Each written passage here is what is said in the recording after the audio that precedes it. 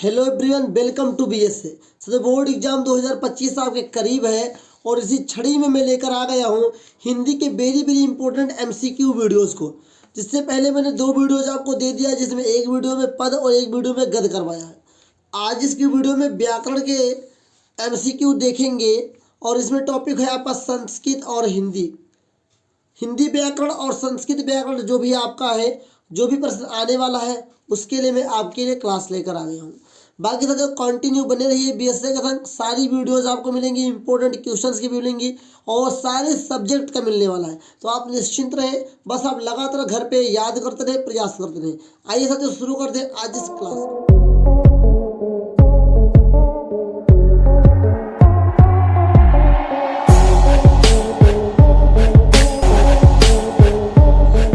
आप सभी के लिए लेकर आ गए हो साथियों कक्षा 10 हिंदी महत्वपूर्ण बहुविकल्पीय प्रश्न, हिंदी व संस्कृत व्याकरण के बारे में। अब आपके सामने कई आपके पास प्रश्न आएंगे, उनका जवाब करना होगा हम सभी को। पहला प्रश्न लिखा हुआ है, जब उपमेय और उपमान में भेद होते हुए भी दोनों अभिन्नता प्रकट की जाए तब वहाँ कौन सा अलंकार होता है? ऑप्शन नंबर ए उत्प्रेक्ष अलंकार, रूपक अलंकार, उपमा अलंकार, अनुप्रास अलंकार। तो साथियों ऑप्शन नंबर आपका बी सही होगा, रूपक अलंकार। जहाँ पर रूपक अलंकार होता है वहाँ पर उपमेय और उपमान का भेद होता है। अगला सवाल लिखा है क्वेश्चन नंबर 2, पीतर पात सरस मंडोला। पीतर पात सरस मंडोला में कौन सा अलंकार है? रूपक, उपमा, उत्प्रेक्षा, अनुप्रास। तो मेरे प्यारे साथियों ऑप्शन नंबर बी सही है, उपमा अलंकार है।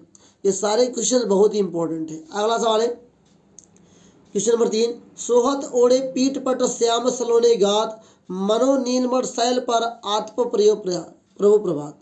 सो ये आप तो लिखा हुआ है, चलिए ये थोड़ा सा डाउट होगा आपको। ये जो है ये वेरी इंपॉर्टेंट है, हर साल पूछे जाने वाला प्रश्न है, किसी न किसी सेट में होता है। क्योंकि जब 7 प्रकार के पेपर बनते हैं यूपी के अंदर, तो किसी न किसी पेपर में जरूर मिलेगा और इस 3 प्रश्न में से कोई एक प्रश्न आपके पेपर में भी मिल सकता है। लेकिन उपयुक्त पद में कौन सा अलंकार है? उपमा अलंकार है, रूपक अलंकार है कि उत्प्रेक्षा अलंकार है या अयमक अलंकार है? तो मेरे साथियों उत्प्रेक्षा अलंकार है। कौन सा अलंकार है? उत्प्रेक्षा अलंकार है। अगला सवाल क्वेश्चन नंबर 4, ज्यों आँखुन सब देखो आँख न देखी जा है, उपयुक्त पंक्ति में कौन सा अलंकार है? उपमा अलंकार, रूपक अलंकार, श्लेष अलंकार, उत्प्रेक्षा अलंकार। साथियों उत्प्रेक्षा अलंकार है। ओके, ये साथियों बहुत ही इंपॉर्टेंट है, बस आप प्रैक्टिस करेंगे तभी आप जान पाएंगे। अगला सवाल लिखा है, पायो जी मैंने राम रतन धन पायो, पंक्ति में कौन सा अलंकार है? उपमा अलंकार है, रूपक अलंकार है, उत्प्रेक्षा अलंकार है या अयमक अलंकार है? ऑप्शन नंबर बी सही है, रूपक अलंकार है। ओके, क्वेश्चन नंबर 6 लिखा है, जहाँ उपमेय में उपमान की समानता प्रकट की जाए वहाँ कौन सा अलंकार होता है? सत्यो उपमा अलंकार, रूपक अलंकार, उत्प्रेक्षा, संदेह। ऑप्शन नंबर ए सही है, उपमा अलंकार है। उम्मीद करता हूँ समझ में जरूर आएगा। क्वेश्चन नंबर 6 और क्वेश्चन नंबर जो 1 है इसको ध्यान पूर्वक आप लोग पढ़िएगा। यहाँ पर क्या है? अभिन्नता प्रकट करे उपमेय में और उपमान में तो रूपक अलंकार होगा, जहाँ उपमेय और उपमान में समानता प्रकट हो वहाँ पे उपमा अलंकार होता है। अगला सवाल क्वेश्चन नंबर 7 लिखा है, चरण कमल बंदो हरिराई, पंक्ति में प्रयुक्त अलंकार है। कौन सा अलंकार प्रयुक्त किया गया है? ऑप्शन नंबर ए रूपक, ऑप्शन नंबर ए उपमा, उत्प्रेक्षा, रूपक, यमक। साथियों ऑप्शन नंबर सी सही है। इस क्वेश्चन नंबर 7 का ऑप्शन नंबर सी सही है, रूपक अलंकार पाया जाएगा इस पंक्ति में। अगला लिखा हुआ है साथियों रोला होना चाहिए। रोला किस प्रकार का चांद है? चलिए चांद लिखा है, छंद होना चाहिए। कितना गलत छप जाता कभी कभी। रोला किस प्रकार का छंद है?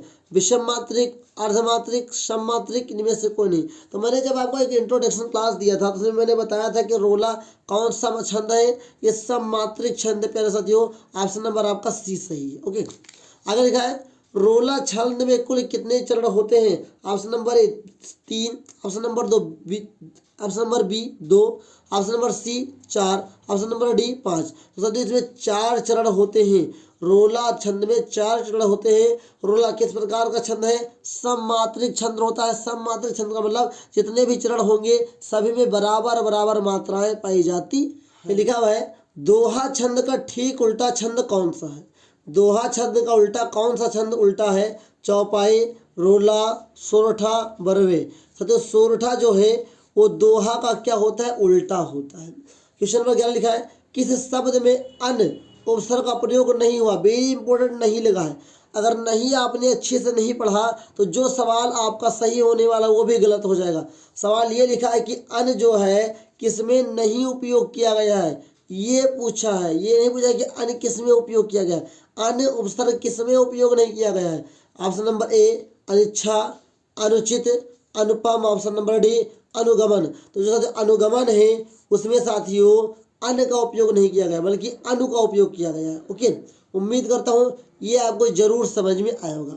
क्वेश्चन नंबर 12 लिखा है निर्जन शब्द में किस उपसर्ग का प्रयोग किया गया है। साथियों उपसर्ग का मतलब होता है वे शब्द जो किसी भी शब्द के सम्मुख जुड़कर उनकी शोभा बढ़ा दे, उनका अर्थ बदल दे। ओके, तो नी, निर, नी, निर। तो साथियों ऑप्शन नंबर डी से ये निर, ये रा के नीचे हलंत का मतलब होता है, यहाँ पर आधा रा का उपयोग किया जाएगा। तो यहाँ देखिए आधा रा जा पे लगा हुआ। ओके, जन का मतलब को दूसरा होता है, निर्जुड़ गया तो उसका अर्थ बदल ही जाएगा। ओके, आगे लिखा है क्वेश्चन नंबर 13 पर्यावरण शब्द में प्रयुक्त उपसर्ग है, मतलब पर्यावरण में कौन सा उपसर्ग प्रयोग किया गया है। ऑप्शन नंबर ए पर्या, ऑप्शन नंबर बी वर्ण, ऑप्शन नंबर सी परि, ऑप्शन नंबर डी प्रा। तो साथियों ऑप्शन नंबर सी सही है। परि जो है वो साथियों पर्यावरण में क्या है, उपसर्ग प्रयुक्त किया गया है। ओके, आगे लिखा है क्वेश्चन नंबर 14 में उपदेश शब्द में प्रयुक्त उपसर्ग है।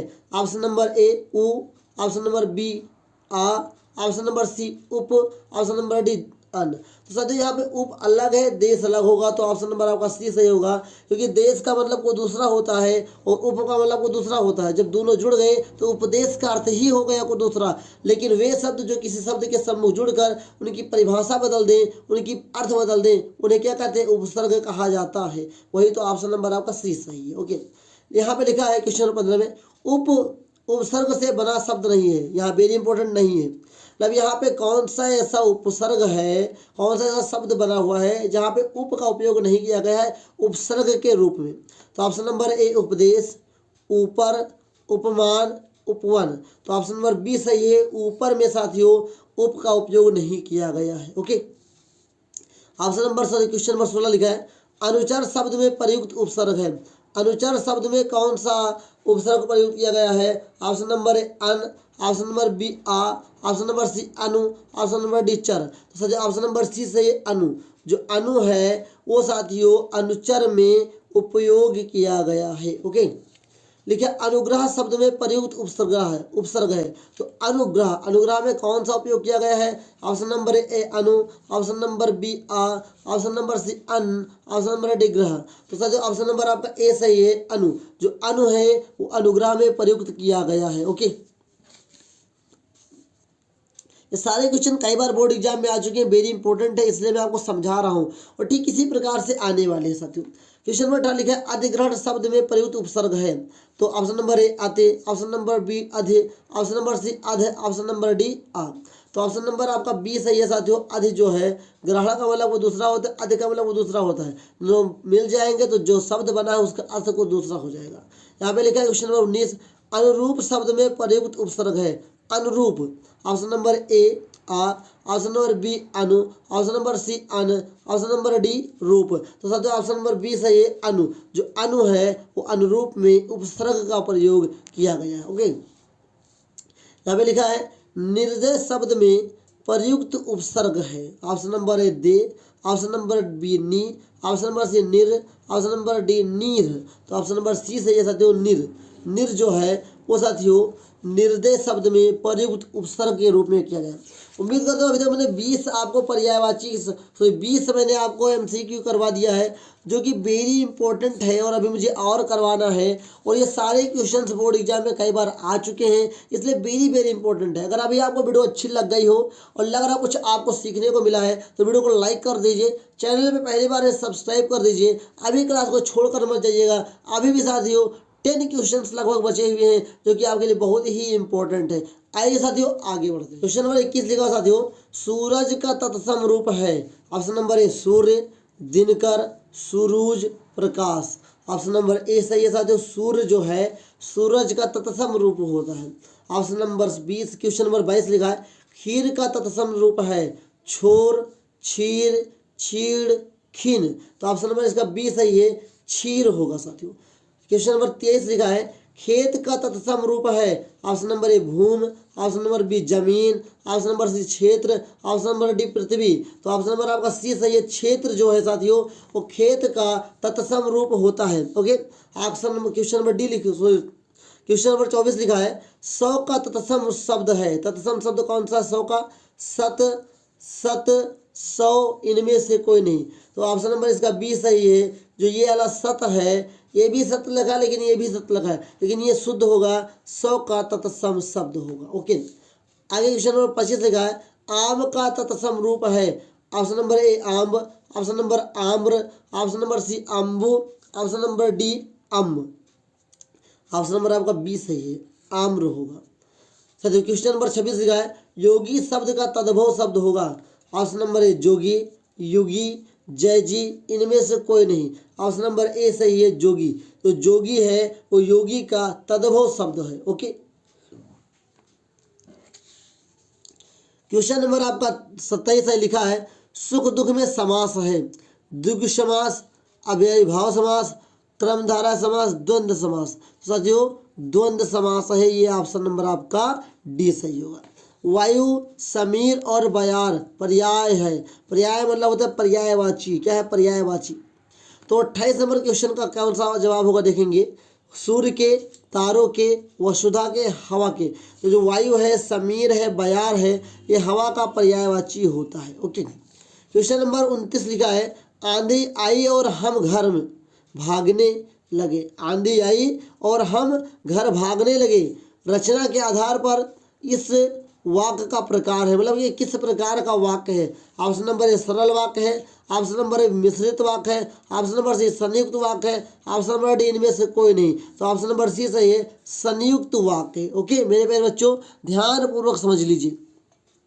क्वेश्चन नंबर 30 लिखा है निम्नलिखित में से सर्वनाम है। और याद रखिए इससे एक सवाल आने वाला ही है।